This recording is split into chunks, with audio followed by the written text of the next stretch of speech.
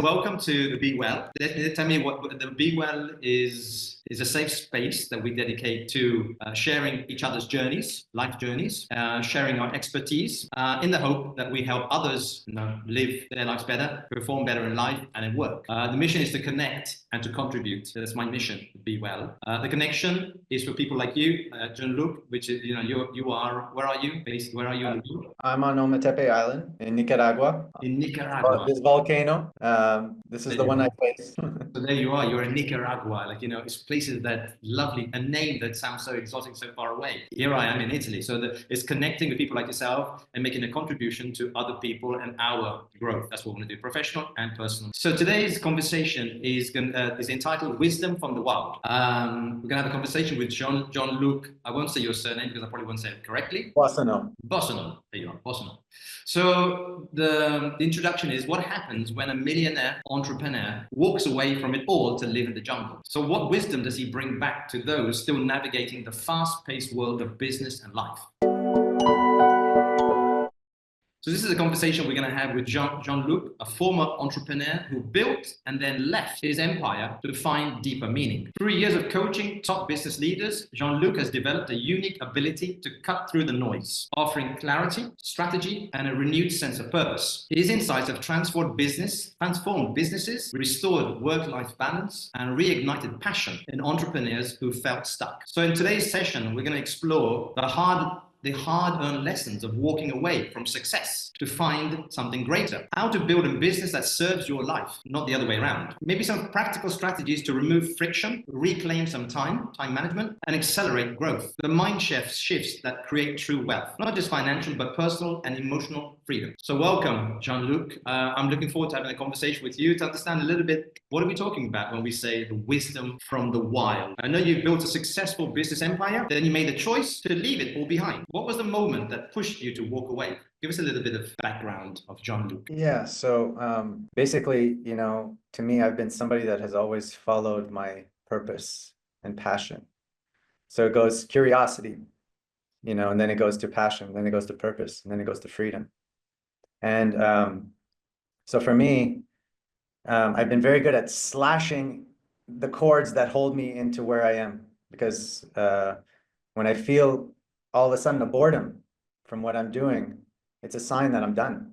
Like I'm done. I reached a level, whether that's in sport and anything that just, makes life exciting and worth living for.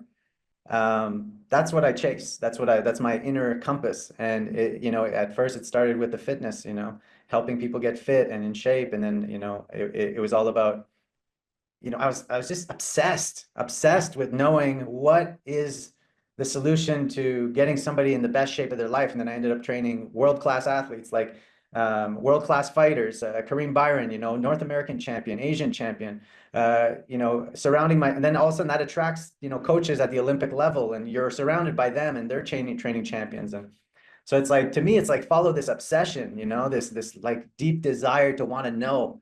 And I wanted to just, to be the best at what I'm doing. And then the people I started to help were business leaders.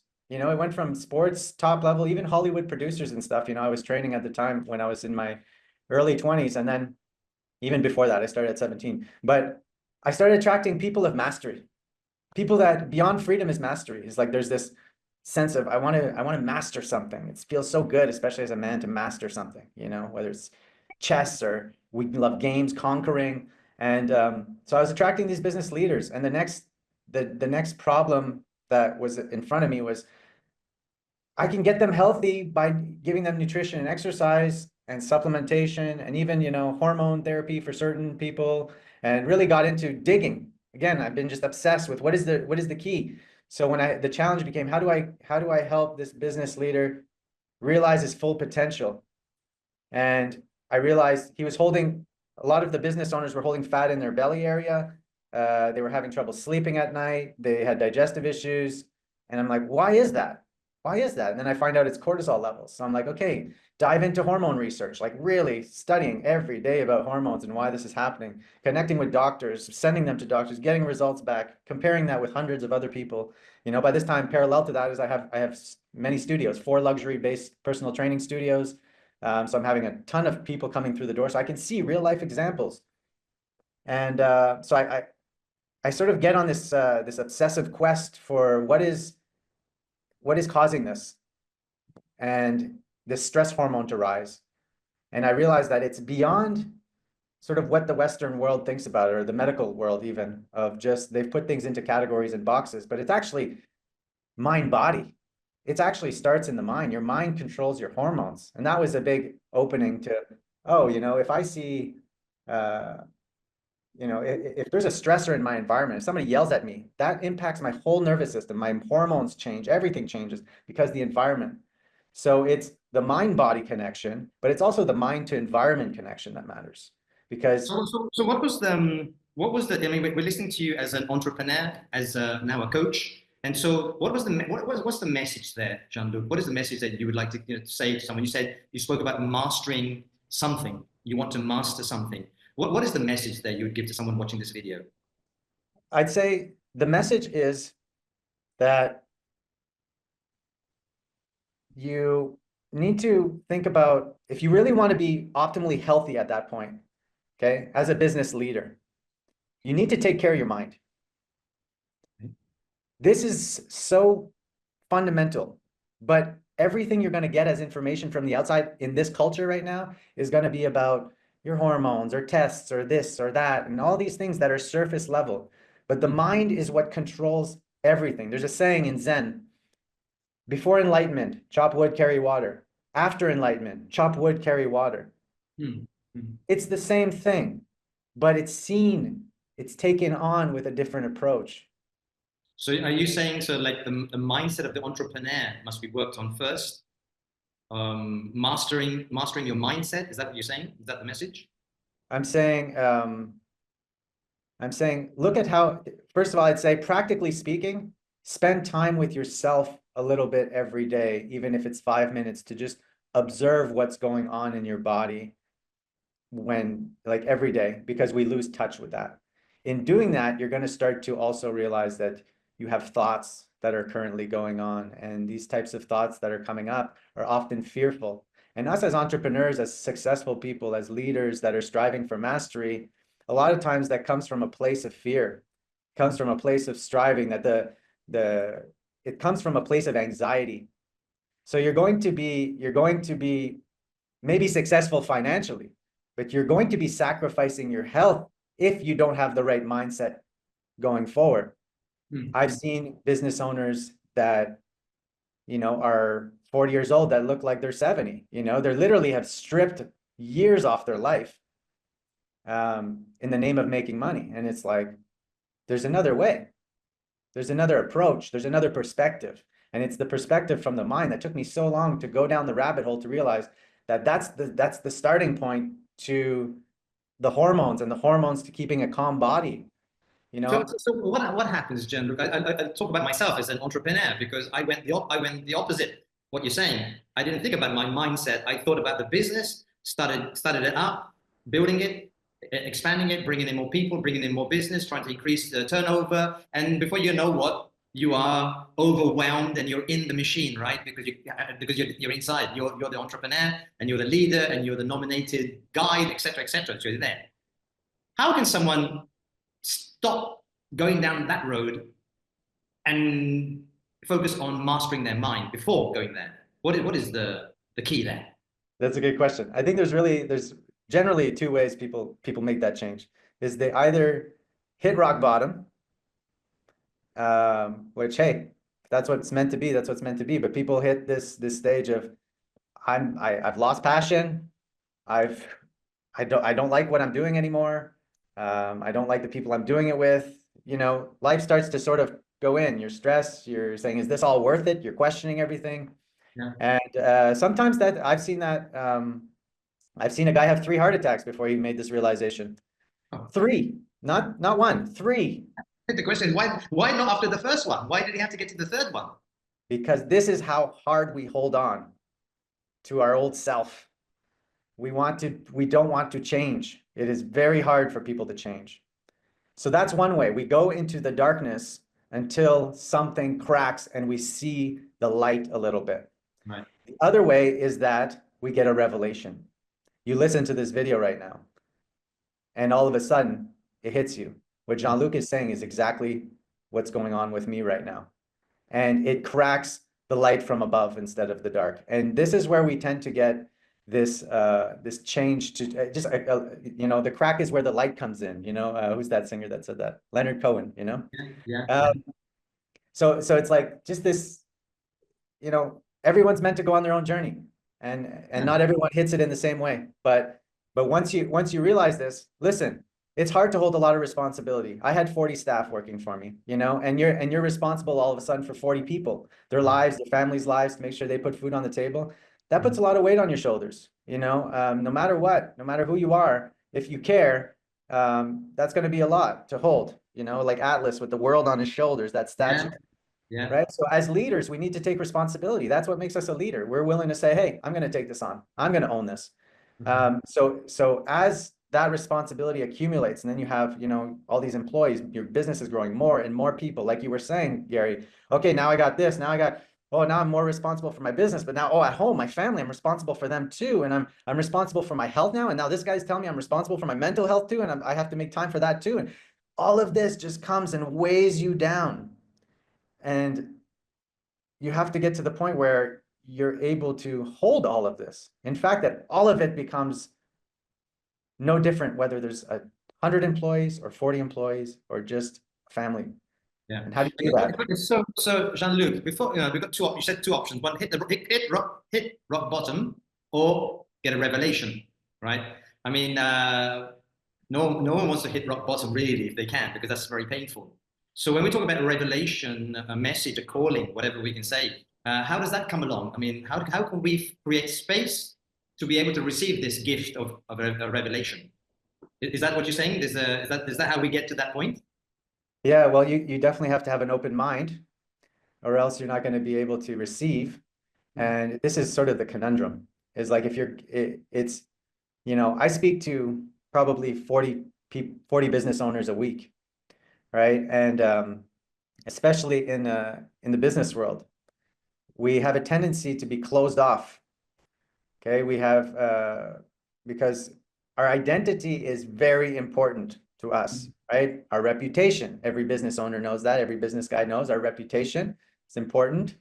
So we tend to protect ourselves, and in doing that, we don't want to let ideas in that aren't self-fulfilling to my current prophecy of where I've come. I've become successful. Why would I listen to somebody else? Show me your bank account and I may listen to you. Yeah. I had a yeah, I've heard that. I've heard that. Who are you to teach me? And show me your Ferrari. And if you show me your Ferrari, I'll believe you. It's like, have you ever read the book by Robin Sharma called The Monk Who Sold His Ferrari? Yes, of course. And so it just made me sort of think about it, because as I mentioned, the word Ferrari was the book that was like letting go, being detached from all the material possessions that we had, right? Right. So do you see, as we're talking, do you see the layers that are in front of this opening? There's the status, the money. Oh, well, I'm not just going to listen to anyone. Who's this guy? What are you going to gauge me as a human on my value to give you wisdom? You're not going to listen to me if I'm just some Joe Blow, whatever. So there's this like constant guarding and holding, and that's a real example. Like I remember training an entrepreneur and him telling me, show me your bank account and then I will listen. Like those are the words that came out of his mouth. He was saying that to somebody else that wanted to pitch him on a business thing, So there's a lot of resistance, this protection, but there comes, so we need a certain level of respect, is what I found. Right. So as business, like, why do I work with, and I'm not saying this to pump tires or play into the status, but why do I have men that make way more than me coming to me, right? Like that are making tens of millions of dollars as CEOs, and they're getting advice. What's different from them than somebody that's making a few $100,000 and resistant, right? It's like there's a, first of all, a level of humility to say, hey, I may not have all the answers. There's a level of openness, right? Or else I'm not gonna get anywhere, which also happens. And then there's, who is this person? What have they done? And has anyone in my circle at my level really saw any benefit from this person? So what I'm pointing to is like there's a sort of respect in the leaders that they need to have respect if they're going to listen to somebody, right? So and they're going to gain that through like through somebody else, a referral, or somebody that says you should really check this guy out. There's something about him. And then when you connect, I found that the strongest truth you can get in cracking that perception from to bring it back to the revelation is that when you have two men together and that person respects the other, and now you have a mentor relationship and he gives it to you straight like a sword. To me, that is the most powerful way to crack that. Takes a lot of work, but it's going to, because the resistance to that is so strong, right? When I say I'm a coach, most people say I don't need a coach. Yeah. Like, I don't even say I'm a coach. I'm trying to focus on the other person. Where's the blockage? Where's some element of your life that I can help you master that will actually transcend other categories in your life, right? Yeah. So I'm focused on that. But as soon as I say I'm a coach, there's this instant wall that goes up, and then it's like, well, who are you? Yeah. And now there's these layers to get through, right? Which I'm not going to try to sell somebody on who I am. It's just ask somebody that I've helped, or like they'll tell you. Let me ask you another question. You said you had success, Jean-Luc. You had a lot of success with the fitness gyms and so on. Yet you left that. You left that success. I suppose you were looking for the next step up, which is fulfillment. Is that what you were going for? What was? I mean, most people are looking for success. Be successful. You want to be a successful entrepreneur, a successful coach. You want to be successful. Yet you left that to go higher. What was the calling there? I mean, what were you looking for? Yeah, well, that's first we got to define what success is. Yeah, and So, success and fulfillment. I mean, what were you looking for there? right. So success, for me, I grew up with not much money. My family didn't make much money. So to me, and I loved it, like I had a great childhood. I have brothers and sisters. We would go and play in the backyard. We didn't need anything to have a great time. And so I've never actually had an attachment to sort of money being something that brings me more of life. And even my first mentor, which actually the tables have turned now, I'm now helping him. But my first mentor in my early 20s was just couldn't believe it that I was making $1 million and that I wasn't even organized with my finances, that I didn't even know what was going on, like financially, really. And he just kept going, what do you mean you can't? Why are you not focused on the money? And I was like, I'm just helping people, as many people as I can help. The byproduct is money. So I started listening to him because it was very important to learn the financial stuff. Yeah. It was very important, but just to say, I just didn't have this attachment to money, right? But as an entrepreneur, you can understand that not the attachment, but the need, lifeblood, right, of a company is the financial resources, the revenues that come in and go out. You can't just be blasé and say, I'm not interested in that aspect. I'm interested in everything else. No. Of course. That was just me being immature. And eventually, through his guidance, teaching me more structure around things, but it doesn't negate the fact that money was still flowing. And why was money still flowing? Because I was in my passion. Money was the success, right? So what was the success for you? How did you gauge? How did you measure if it wasn't money, success? It was passion. Like, can I wake up and I want to put music on and the day is great and I'm passionate and everything I'm doing is exciting? That's the measure for me. If that starts to go down, so to me, I see purpose, which passion comes before purpose, but to me, it's a spiral. So it's like you start and you have this small passion of, let's say, oh, I want to help people lose fat. Okay, it's this cool, but it's not going to change the world, and then you get bored of it and it spirals and some people they stay there. and they say, you know what? I'm making good money. I'm comfortable. Things are good. This is what I'm meant to do. I'm going to keep doing this. And then they start to feel miserable slowly, step by step. And they just go, oh, and then their relationship starts to fall apart, because who wants to be with a man that doesn't have any passion and purpose? So then their relationship starts to fall apart, and their children are in this thing, and their health is not doing great. All the while, man, you had to let go, move on, go bigger. So then he lets go, and then he goes, you know what? I'm actually not into what I'm doing anymore. What I want to do is bigger. I don't want to help people lose fat. I want to help people get healthy. That's a step. It's a step further. And this has been it, just spiraling big, big, big. And now I help leaders around the world stand in their power. Yeah, I have clients that have hundreds of employees. And when I change that one leader, it ripples out to everyone they work with. It ripples out to their family and friends and network. So to me, it went from this small little thing to now bigger to, oh, what's next? So you said you went that success was your passion, right? So you got the passion, you had all the fitness, you had 40 people working for you, but still that wasn't enough. You still wanted more. You'd already had you said success was measured by your passion, and your passion was very high. But you left all that behind to go look for something else. What happened there? I fulfilled my karma, in another way. That's the thing, is purpose. There comes a point where you need to move on into something bigger, and you're going to feel it. It's going to start to drop off. You're going to start to feel uninterested in what you're doing. You're going to start to a little voice is going to say, there's something else. And you got to listen to that voice, and because that voice is saying there's something bigger for you.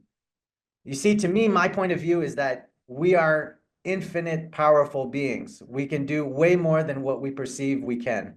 And the thing is, we hold ourselves back out of fear to keep us small, to stay in our comfort zone, to keep paying the bills, to make sure that we're safe. But see, I've blown every door that comes like that, where it's like... You can understand, Jean-Luc, you can imagine someone playing small because they don't want to fail. They play small because they think they can achieve those small results. And so achieving those small results means that you get gratification, you get recognition. And so why play big? Because that's what you're here to do. We're here to serve. We're here to serve others. And our heart knows no limitation. Our heart doesn't have any boundaries around how much it wants to serve, because I don't know about you, but when you help somebody, how good does that feel? Fantastic. It's something that's I mean, you can't quantify that in money when you help someone and they say thank you, because it's just not quantifiable. You can't do it. Right. So it also goes to bring it back to that perception thing that we were talking about at the beginning of how we before enlightenment, chop wood, carry water. After enlightenment, chop wood, carry water. Is that the same thing is happening, but the perception is very important. And one thing I want to touch upon is not only the perception of our approach, our mindset towards our work, but also goodness. That if you are doing it from a place of unconscious action, where I am just focused on money, money, money, money, and I haven't opened up to this energy of service, then you're going to be actually not doing it for the right reasons. You're not going to be in service, and you're going to be perpetuating evil, actually, in what you're doing, because you're just focused on selfishness. What's in it for me? What am I doing? I want more. I want to conquer. And but not all entrepreneurs come into business being so mindful that they want to serve other people. A lot of people come into business, or they open their business because they, in a selfish way, I mean, they've got a family, they've got to support themselves, they've got to support their family, and maybe the service comes later. But at the beginning, it's not. How many of your clients actually come into you and say, I want to start a business because I want to serve people, or I want to start a business because I want to make money? Yeah, no, I would say most of mine are coming in because they're motivated by impact. But I'm not hitting beginner entrepreneurs. I'm hitting established business leaders, but I would say you're absolutely right in terms of you need to be selfish in order to become selfless. It's just how it is. It's just our human nature. We think me, me, me. Once we've, it's Maslow's hierarchy of needs. We first fulfill our own safety, and then we move to we move up to this self-actualization, which is, who am I? What am I here for? And then we crack open to the bigger picture. Ah, I'm here to serve. This affects my whole nervous system when I serve in this way, when I see, when I perceive in this way. And I'm doing it from and that those layers get ripped off more and more and more. And there's so many to this flow of building a multi-million dollar, billion-dollar company out of your heart, you know? So let me ask you a question here, Jean-Luc. I mean, I understand as you get to your self-actualization of the Maslow pyramid. So are you saying sort of entrepreneurs have to get to some sort of success before they can go to the next step? Because usually when you start a business, you're looking for success, whatever that is. Success is expanding, making money, getting a revenue, getting more staff, whatever. So you've got to hit that first before you go to the next step up. So other people, other clients that come to you, people who've already achieved this level before they go to the next step up? Typically, yes. Typically, yes. So, for example, this mentor that helped me when I was 21 years old, we recently reconnected about 6 months ago. And he said, I think you have something to teach me now, which is just speaks to this guy's level of humility. I could talk about that, the arc of the warrior also, which is like there comes this point where some people are that have that much humility that they can do that. But anyways, he said, yeah, I'm starting to get what you're saying. And this guy has a car collection, you know, like has over 20 motorcycles, has, you know, Ferraris and all these types of cars. But you know what? It's fleeting. You get one car, it's nice. Okay, you get a dopamine rush. And dopamine is this neurotransmitter in our minds that all of a sudden we get, it's like the casino slot machine. Yay, I got it. It's like the games on our phones. So we get this boost of, I got a Ferrari now. But then 2 months later, you're like, oh, now I got this huge bill, you know, or whatever. And then you need another car and you need another house and you need more stuff just to fulfill this dopamine. But what happens is eventually this dopamine circuit that we have is insatiable. So it's like, it just wants more and more. It's like eating ice cream, you know, you just want more and more and more. And then, so there comes a point where I think there's that realization of, I can't be satiated anymore. What is going on? And that's where we start to hit either the rock bottom or the revelation, or, you know, the brother that's going to give it to you straight, like I said. And then all of a sudden it's like, dude, why are you buying another car? Like, stop. There's something more. And then we move into the serotonin system. The serotonin system is about joy. It's about peace. And it doesn't, and that doesn't deplete itself like dopamine does. So all of a sudden we start to enjoy a walk, like going for a walk. And it's like, yeah. And then nature is calling you back to rebalance. So things like going for a walk, like nature is a very big serotonin, you know, producer. So you start to there's a saying, where a man finds peace, he will settle. Yeah. And there's a point in your life as a man that becomes very true, because you've seen all the puppet strings. You know, I had the Mercedes, I had 2 Mercedes, the multi-million-dollar house on the water. I had all that, but it's like, after a while, it's like, who cares? Yeah. So did you you help a lot of entrepreneurs, right? So that's where you're coming. A lot of entrepreneurs like myself, we get trapped in our business. You know, we don't know whether I own the business or the business owns me. At a certain point, that's what happened to me, because I've been running my business for 25 years. And I just lost who was who. You know, was I, as you say, the puppet string, was I being actually pulled here and there, which I was, and I lost, it was 2017 when I went on my journey, and I just lost complete focus on what was this all about. I've been running this business since 1998, and I just didn't know who was who. And so what's the biggest mistake that you've seen people make when they get completely enslaved, entrapped by their business? What's happening there? Great questions, Gary. It's to me, you will be enslaved to the degree that you believe you are the business. Okay. So to the degree you believe that idea that I am the business and the business can't function without me, you will remain trapped. Like, listeners right now, let that sit, like, let that land. Yeah. Because unless you have separation and you realize that you're the creator of this, you'll remain stuck in it. You'll be, and the reason we stay stuck often is pride. Often we stay stuck because we feel good to say that something can't work without me. I'm that useful, and that feels good. And again, I'm pointing to humility. where you have to say, I don't need to be the business. I can create the business. I can empower other people to run this. I don't need to. So often an entry point for me is a business leader comes to me and their culture is sort of fading. This is like, maybe in the 4 million plus range, 4 million to 10 million range is where they'll come in. Their culture is starting to fall apart. They're trying to keep control of everything. They're not quite the disciplinary sort of leader at heart, but they've managed to build it up to be pretty systemized and, but now they're sort of like, whoa, everything is losing control. They're losing people. That's starting to hurt. Maybe they lose a few key people. Now they're like, uh-oh, I don't know what to do. So then they reach out to me out of desperation. And then I say, hire somebody, get out of there. My advice to most business owners is often get out of there. Just get out. Why are you getting in your own way? So I say, hire somebody. And they say, that's going to cost a lot of money to hire somebody. Right? And I'm like, I know it's going to cost a lot of money, but it's what is needed to get to the next level. I try to like position it in different angles. If Richard Branson was to come into your company, what would he do?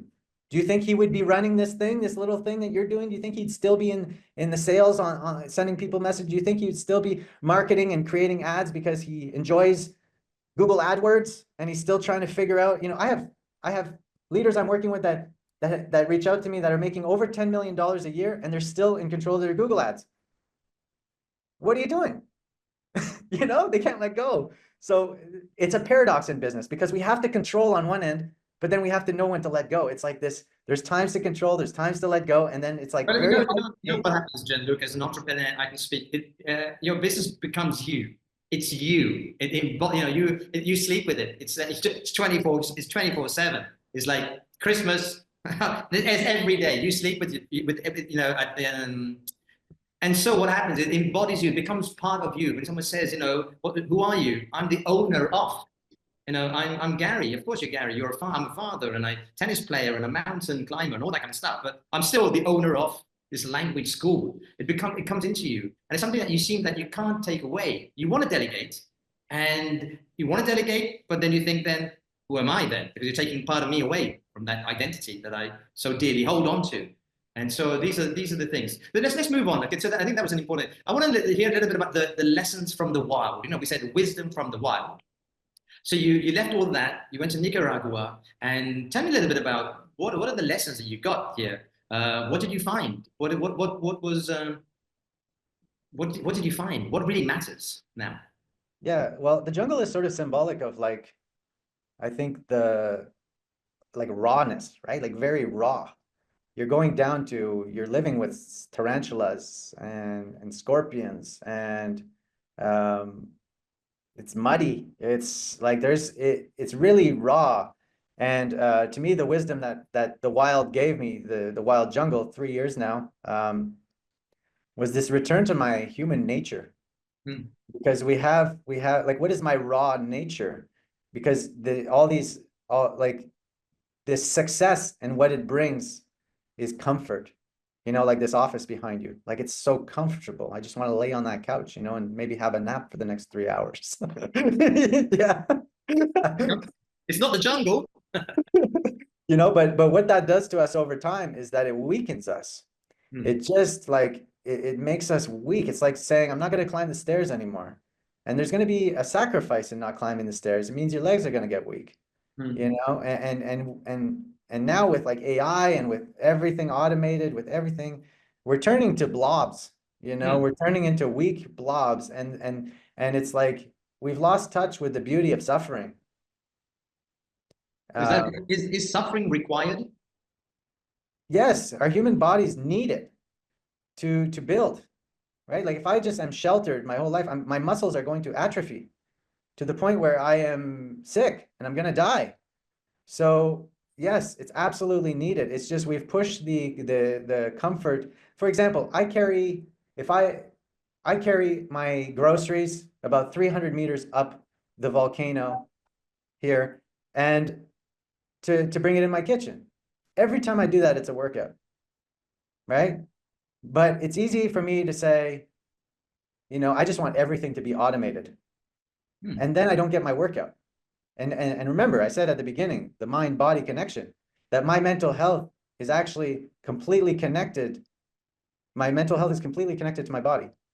That's why if you go for a run, you start exercising, there's no better antidepressant than exercise. Nothing. There's nothing that comes even close to the result you get from exercise.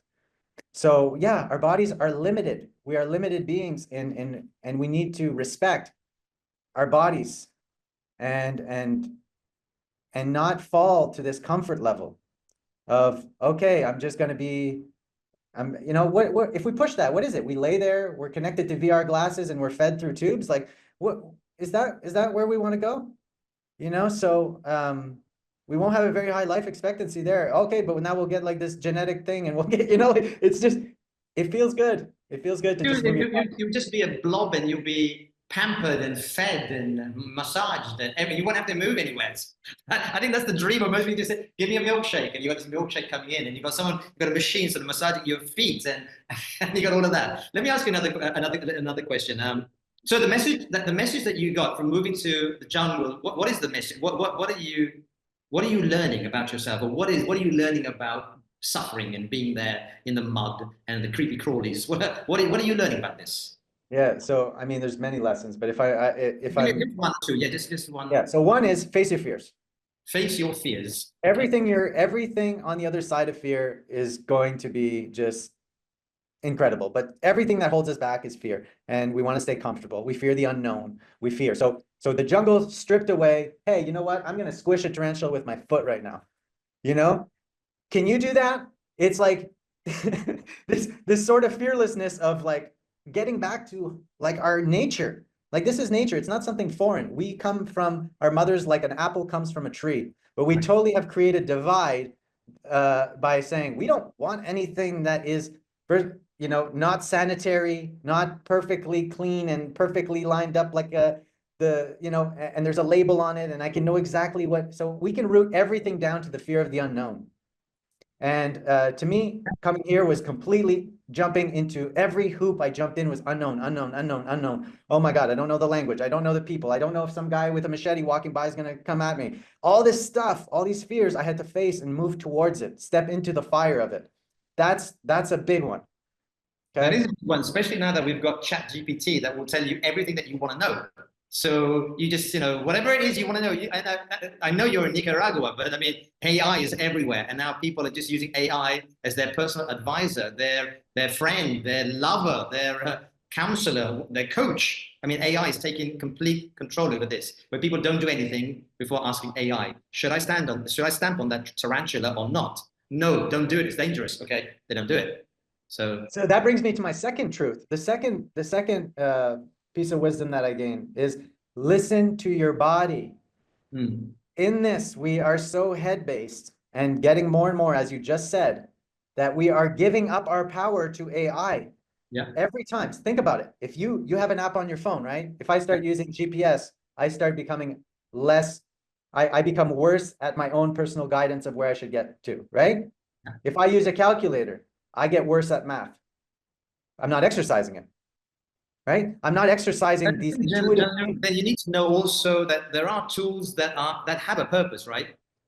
There are things that you can't deny and say, I'm not going to take the car. I'm going to walk 500 kilometers. Hey, walking 500 kilometers, especially take the car. So there are tools that need to facilitate things. Yes, I'm painting the extreme picture right now. Exactly, the calculator or the GPS. I think there is some utility in all those things. But you take that person that is connected to AI, using calculator, using all this, you bring them in the wild, they're useless. Yeah. They're useless. Who's going to want that guy on their team?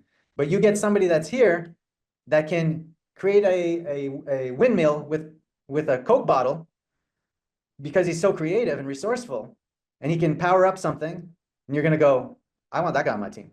And it's funny, I just recently watched these survival shows, right? Like Outlast.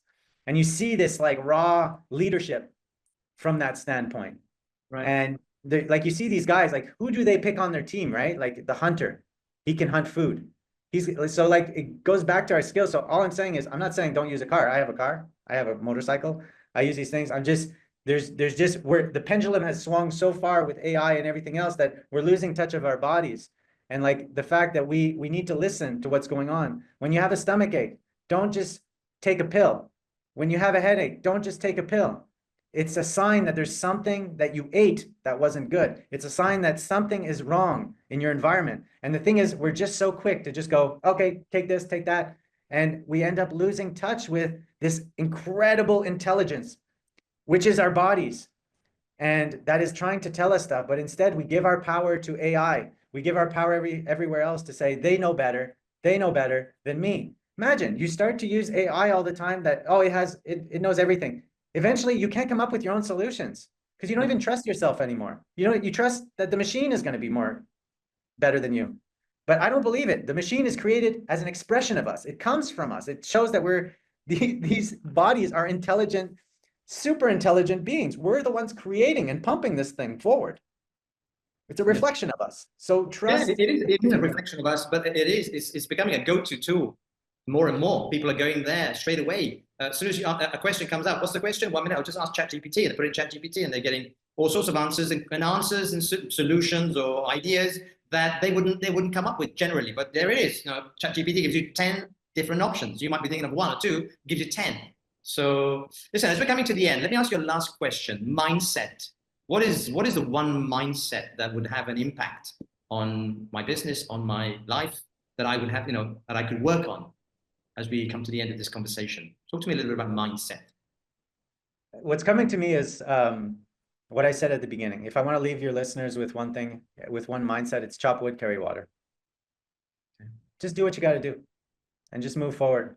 And then you're going to hit some waves of maybe these dips of despair, maybe these dips of discouragement. And in those moments, you just chop wood, carry water. You just got to keep moving forward, one step at a time. And I would say that. I would just say do it with intention, do it with purpose, right? So whatever you do, as you say, you do it mindlessly, or you do it mindfully. It's up to you. We do lots of things. We drive mindlessly. We drive, but there are moments where we need to actually. You're going to cross, I don't know, a river with your car, and you're going to go through the water. You become very mindful. So it's like you can't just drive. It's like I don't know. I had this exercise once. I was in the woods with a guy. We were doing some hiking up in the wood, and he said, "Take your shoes off."